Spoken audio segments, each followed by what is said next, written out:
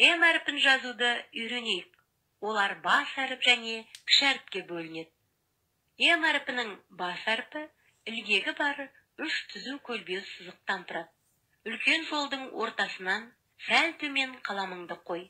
Солдан оңға қарай астыңғы сызыққа тигізе, доға сызамыз да, оны үлкен жолдың ортасына дейін түзу көлбеу сызықпен жалғастырамыз.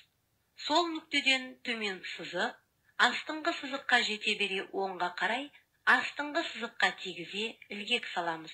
Жоғарғы нүктеден оңға қарай тағы да нүкте қойып, түзу көлбеуді ілгекке жалғастыра жүргізіп, астыңғы сызыққа тигізе оңға қарай ілгек саламыз.